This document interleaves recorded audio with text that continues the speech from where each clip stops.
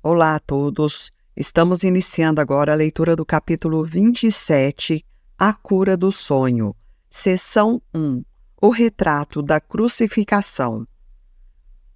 O desejo de ser tratado injustamente é uma tentativa de transigência que pretende combinar o ataque e a inocência. Mas quem é capaz de combinar o que é totalmente incompatível e fazer uma unidade do que jamais pode ser unido? Caminha ao longo do caminho da gentileza e não temerá mal algum, nem sombra alguma na noite. Mas não coloque símbolos de terror no seu caminho, ou então irá tecer uma coroa de espinhos, da qual nem o seu irmão e nem você escaparão. Pois não pode crucificar a ti mesmo sozinho, e se é tratado injustamente, ele necessariamente sofrerá a injustiça que você vê. Não pode se sacrificar sozinho. Isso é assim porque o sacrifício é total. Mas se isso pudesse ocorrer, envolveria toda a criação de Deus e o Pai com o sacrifício de seu Filho amado. Que interessante ele trazer esse parágrafo, né? Então ele pede que a gente não fique criando ideias, crenças de injustiças, tentando olhar isso no mundo o tempo inteiro, olhando isso nas pessoas. Por quê? Porque as mentes estão unidas e ilusões vão fazer mais ilusões no mundo das polaridades. Na sua liberação do sacrifício, que no caso é a nossa liberação, se manifesta a liberação do seu irmão e mostra que ele está liberto. Mas toda dor que você sofre vê como prova de que ele é culpado do ataque. Assim, você quer fazer de ti mesmo o sinal de que ele perdeu a inocência dele e só precisa olhar para ti para reconhecer que foi condenado. Isso acontece porque quando eu me vejo como injustiçado, eu busco condenar o outro fora. Qualquer outro, eu tenho que achar um culpado para aquilo que eu fui injustiçado. E o que foi injusto para você virá a ele em forma de justiça. A vingança injusta da qual você agora sofre pertence a ele, e quando ela pousar sobre ele, você se libertará. Não deseje fazer de ti mesmo um símbolo vivo da culpa, pois não escapará à morte que fez para ele, que no caso é a projeção, da condenação do outro. Então isso volta para mim, porque eu estou projetando a condenação no outro, consequentemente estou projetando a morte, e isso também é o que vai voltar para mim. Mas, na inocência dele, você acha a sua própria inocência. Sempre que aceitar que você pode sofrer dor, ser destituído, ser injustamente tratado ou ter necessidade de alguma coisa que não tem, apenas está acusando o teu irmão de estar atacando o Filho de Deus. E assim, segura um retrato da sua própria crucificação diante dos olhos dele, de tal modo que ele possa ver que os pecados dele estão escritos no céu com o teu sangue e a tua morte, e que esses pecados vão à frente dele, fechando a porta e condenando-o ao inferno. Olha que coisa incrível, é uma frase imensa, mas está trazendo aqui que quando a gente acha que a gente foi injustiçado, a gente está acusando alguém fora. Só que esse alguém fora é também um filho de Deus. Então, teoricamente aqui, nós estamos segurando um retrato da nossa própria crucificação diante dos olhos daquele que a gente condenou, de tal modo que ele possa ver o tempo todo, se lembrar o tempo todo dos pecados que ele pensa que cometeu, porque nós projetamos isso nele, e isso estará condenando o outro ao próprio inferno. Que coisa, né, gente? No entanto, isso está escrito no inferno e não no céu, que é onde ele está, além de qualquer ataque e onde é comprovada a inocência dele. O retrato de ti mesmo que você oferece a ele mostra a ti e confere a esse retrato toda a sua fé, ou seja, aquilo que a gente acredita. Mas o Espírito Santo te oferece um retrato de ti mesmo para dar ao outro, no qual não existe absolutamente nenhuma dor e nenhuma reprovação. E o que era martirizado pela culpa dele vem a ser a testemunha perfeita da inocência dele. O poder do testemunho vai além da crença, porque traz a convicção como consequência. O testemunho recebe crédito porque aponta para além de si mesmo, para o que ele representa. Você, como doente e sofredor, representa apenas a culpa do teu irmão, o testemunho que você envia a ele para que não seja possível que ele esqueça os males que te infligiu e dos quais você jura que ele nunca escapará. A gente se vê como doente e sofredor representa apenas a culpa que nós estamos projetando sobre um outro, que no caso é o nosso irmão, e é o testemunho que a gente está dando para ele de que é impossível esquecer os males que ele nos causou e dos quais nós juramos que ele nunca vai escapar. Nossa, é incrível, né? Aqui mostra o quanto a gente condena os outros. Muitas vezes condenamos nós mesmos, mas na grande maioria das vezes estamos condenando os outros através das nossas mentes. E nisso a gente se coloca como sendo uma vítima do outro e literalmente também uma vítima no mundo. E é esse retrato doente e triste que você aceita se apenas servir para punir o outro. Os doentes não têm misericórdia para com ninguém e buscam matar por contágio. Olha só, buscam matar através da propagação dessa ideia de que existem culpados e inocentes no mundo, de que existem vítimas e algozes. A morte, que no caso é a condenação, lhes parece um preço fácil a ser pago, se eles puderem dizer, olha só, contempla-me, irmão, em tuas mãos eu morro. Essa frase toda está entre aspas. É como se a gente dissesse isso para o outro constantemente, em cada desavença, em cada discussão, em cada briga, em cada julgamento, em cada projeção que a gente coloca fora. Que coisa! A gente tem que olhar com mais atenção e carinho para aquilo que a nossa mente está vibrando, está pensando, está projetando fora.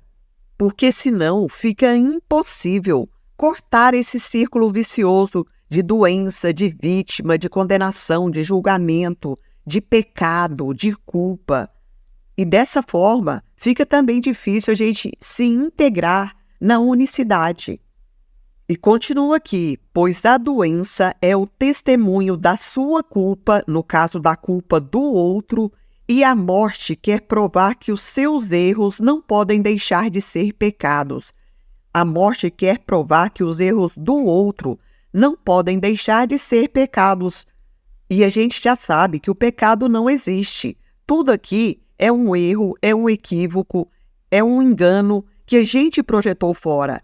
Mas se a gente ainda acredita nessa ideia de pecado, é isso que a gente vai projetar e é isso que a gente vai ver fora. A doença não é outra coisa senão uma pequena morte, uma forma de vingança que ainda não é total. E é interessante observar que quando a gente está projetando a culpa fora, a doença está na gente, em nós. Então, nós estamos sentindo os efeitos dessa projeção. Então, a gente vai morrendo aos poucos também, porque estamos nos vingando do outro, mesmo que todo esse processo esteja acontecendo de forma inconsciente. E, nesse sentido, estamos tendo essas pequenas mortes cotidianamente e caminhando para a morte como um fim, literalmente. No entanto, ela fala com certeza por aquilo que representa. O retrato amargo e desolado que enviou ao teu irmão, você contemplou com amargura. E tudo o que esse retrato mostrou ao teu irmão, você também acreditou, porque testemunhou a culpa nele a qual percebeu e amou. Olha só, a gente valoriza essa culpa. A gente gosta inconscientemente, está gostando de ver o outro sendo punido. Ou seja, a gente se sintoniza com a percepção da culpa. Agora, nas mãos que se fizeram gentis pelo seu toque, o Espírito Santo coloca um retrato diferente de ti. Que bonito isso! Agora, naqueles que já estão fazendo o trabalho interno, já estão estendendo as suas mentes com aquilo que há de mais elevado, para esses que são as mãos que se fizeram gentis pelo toque do Espírito Santo, o Espírito Santo está colocando um outro retrato, diferente de nós mesmos. É ainda o retrato de um corpo, pois o que tu realmente é não pode ser visto nem retratado, porque nós somos um ser espiritual, nós somos um ser divino, uma consciência crística. Por isso que ele traz que o retrato ainda aparentemente parece ter a forma de um corpo físico, mas o que nós realmente somos não pode nem ser visto e nem ser retratado nesse mundo da forma. Entretanto, este não foi usado com o propósito de atacar e, portanto, nunca sofreu nenhuma dor. Esse retrato do corpo físico, que agora recebeu o toque do Espírito Santo, ele não está sendo utilizado mais com o propósito de atacar e, portanto, também não pode sentir nenhuma dor. Ele testemunha a verdade eterna de que não pode ser ferido e aponta para além de ti mesmo, para a sua inocência e para a inocência do seu irmão. Mostra isso ao teu irmão, que verá que todas as cicatrizes estão curadas e que todas as lágrimas foram enxugadas com riso e com amor. Que bonito, né? E lá, o outro olhará para o seu próprio perdão e, com olhos curados, olhará além do perdão para a inocência que ele contempla em você. Aqui está a prova de que ele nunca pecou, de que nada além do que a sua loucura pediu que ele fizesse, no caso aqui, de que nada além do que a loucura dele pediu que ele fizesse, jamais foi feito nem jamais teve efeitos de qualquer espécie. Aqui está a prova de que nenhuma reprovação que ele tenha posto em seu próprio coração jamais foi justificada e que nenhum ataque jamais pode atingi-lo com a seta envenenada e incansável do medo. Testemunha a sua inocência e não a sua culpa. Trazendo essa frase de uma outra forma, que você possa testemunhar a inocência do outro e não qualquer tipo de culpa que esteja projetada nele. A sua cura é o conforto e a saúde do outro, porque prova que as ilusões não são verdadeiras. Não é a vontade de viver, mas o desejo da morte que é a motivação desse mundo. Que coisa triste, né? Então não é a vontade de viver na eternidade que é o propósito aqui, a vontade desse mundo, a motivação, mas sim o desejo da morte, o desejo inconsciente da morte. Seu único propósito é provar que a culpa é real. O único propósito desse desejo de morte é provar que a culpa é real. Nenhum pensamento, ato ou sentimento mundanos tem outra motivação que não seja essa. Essas são as testemunhas que são chamadas a receber o crédito e emprestar convicção ao sistema pelo qual falam e representam. E cada uma delas tem muitas vozes falando ao teu irmão e a você em línguas diferentes. E, no entanto, a mensagem é sempre a mesma para ambos. Os adornos do corpo buscam mostrar como são belas as testemunhas da culpa. As preocupações em torno do corpo demonstram como é frágil e vulnerável a tua vida e como é facilmente destruído aquilo que você ama, que no caso é o corpo físico. A depressão fala da morte E a vaidade fala da preocupação real com o nada. A mais forte testemunha da futilidade, que apaga todas as outras e as ajuda a pintar o retrato no qual o pecado é justificado, é a doença, qualquer que seja a forma que ela tome. Os doentes têm uma razão para cada um de seus desejos não naturais e para suas estranhas necessidades. E ele traz uma pergunta, pois quem seria capaz de viver uma vida que é tão cedo cortada e não apreciar o valor das alegrias passageiras? Nesse sentido, somente quem dá valor às coisas passageiras, que no caso um exemplo é o corpo físico, escolhe viver uma vida breve sem significado que termina com a morte, para quem assim acreditar, é claro. E que prazeres poderiam existir que fossem duradouros? Que prazeres do mundo da forma podem existir que sejam duradouros? E ele traz outra pergunta. Não têm os frágeis o direito de acreditar que cada migalha roubada de prazer é o pagamento justo pelas suas pequenas vidas? Olha só.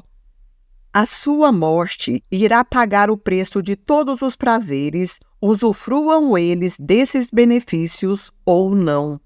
O fim da vida necessariamente vem, não importa de que modo se gaste essa vida, e assim tira prazer daquilo que rapidamente passa e que é efêmero. Efêmero aqui no sentido de ser passageiro. Quando o foco está nas coisas passageiras, quando não valorizamos aquilo que é eterno. Assim, temos uma vida momentânea, repleta de prazeres passageiros e que terminam com a morte. Esses não são pecados, mas testemunhas da estranha crença segundo a qual o pecado e a morte são reais e a inocência e o pecado terminarão assim como eles, no fim, que é o túmulo. Assim como eles aqui, assim como os frágeis que citou acima, que recebem um pagamento justo pelas suas pequenas vidas, porque estão atrelados às coisas passageiras. Se isso fosse verdadeiro, aí sim haveria razão para você ficar contente, buscando alegrias passageiras e apreciando os pequenos prazeres enquanto pode. Entretanto, nesse retrato, o corpo não é percebido como neutro e sem uma meta inerente a si mesmo, pois ele, no caso o corpo físico, vem a ser o símbolo da reprovação, o sinal da culpa, cujas consequências ainda estão presentes para serem vistas, de forma que a causa nunca possa ser negada. Então, o corpo físico vem a ser o símbolo dessa reprovação, da negação do Filho de Deus, e também o sinal da culpa, cujas consequências, que no caso são as doenças, ainda estão presentes para serem vistas e para que todo mundo possa perceber, né? De forma que a causa, que é a culpa, no caso por ser pecador, nunca possa ser negada. Esse pensamento de pecador, de condenação, ele é tão profundo e ele é tão inconsciente que a gente tem que se monitorar o tempo todo e nos manter vigilantes com relação a toda a nossa fala, a todo o nosso pensamento, a todo o nosso sentir, para que a gente não continue projetando essa ideia equivocada de que somos pecadores ou de que o outro pecou. A sua função é mostrar ao teu irmão que o pecado não pode ter nenhuma causa. Como deve ser fútil ver a ti mesmo como um retrato da prova de que o que é a tua função nunca pode ser. Olha que exclamação! Como deve ser fútil, inútil, olhar para si mesmo como um retrato, como uma prova de que o que é a nossa verdadeira função nunca vai poder ser manifestada, que é efetuar o propósito da salvação e da unicidade. Por isso que ele está falando como é fútil olhar para si mesmo e achar que você nunca vai poder cumprir o seu propósito, a sua função aqui. O retrato do Espírito Santo não muda o corpo, fazendo com que ele seja algo que não é.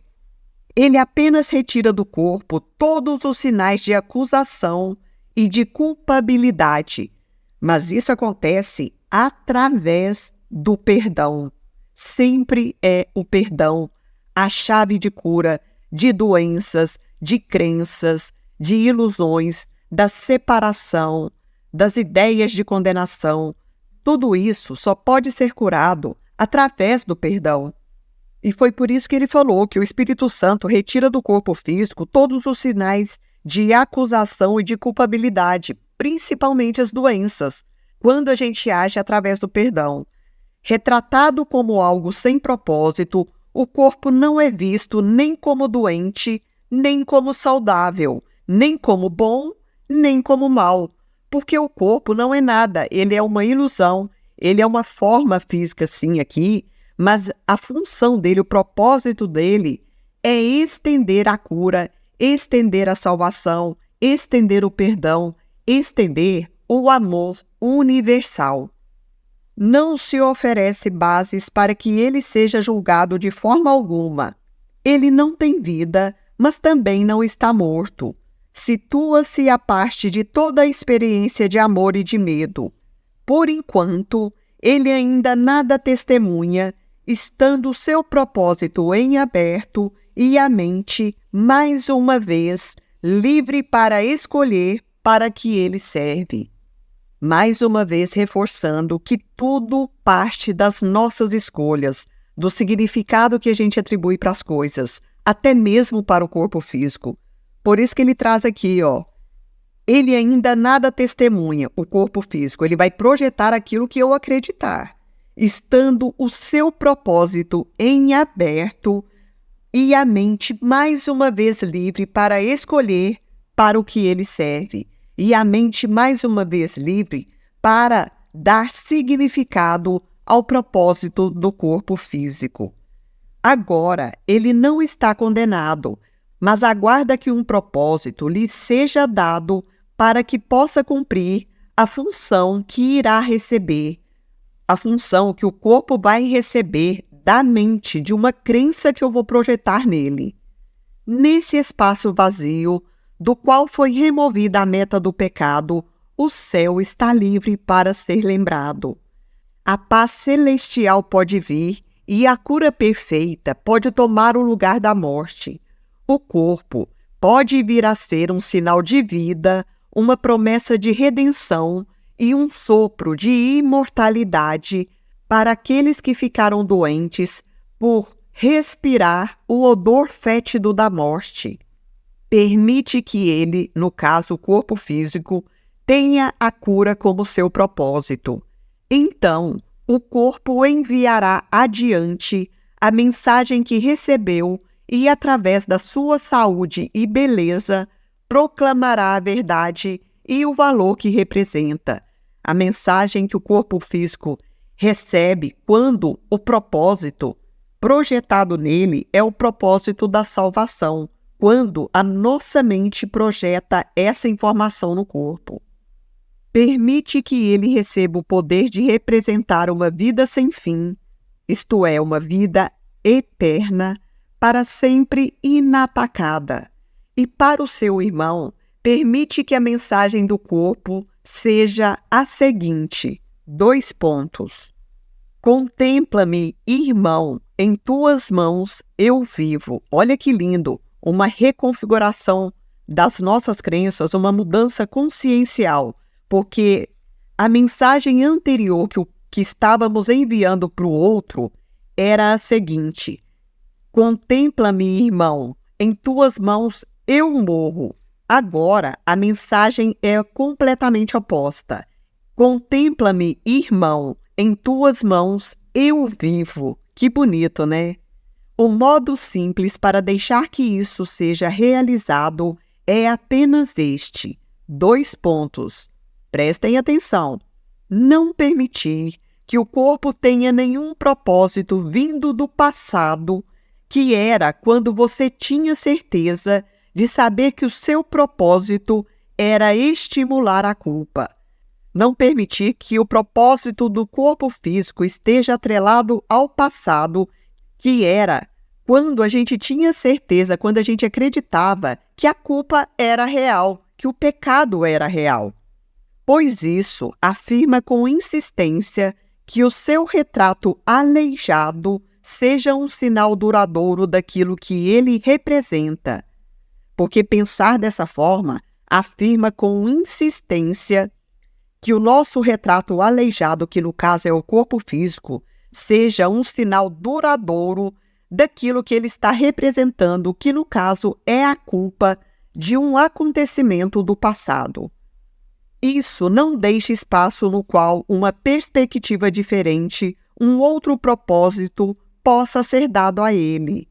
Você não sabe qual é o propósito do corpo. Você apenas deu ilusões de propósito a uma coisa que fez com o intuito de esconder a tua função de ti mesmo. Uma coisa que a gente fez aqui, eu entendo que é o ego, com a intenção de esconder a nossa própria função da gente mesmo. Essa coisa, sem um propósito, não pode ocultar a função que o Espírito Santo te deu. E aqui, mais uma vez, eu entendo que essa coisa que não tem propósito é o ego, e ele não poderia ocultar a função que o Espírito Santo nos deu, a não ser que a gente dê poder para o ego. Permite, então, que o propósito do corpo e a sua função sejam ambos reconciliados e vistos como um só. Que bonito, né? Que a gente se alinhe cada vez mais com o Espírito Santo para que a gente possa manifestar o nosso propósito, a nossa função especial através da orientação do Espírito Santo. Fim da leitura do livro-texto.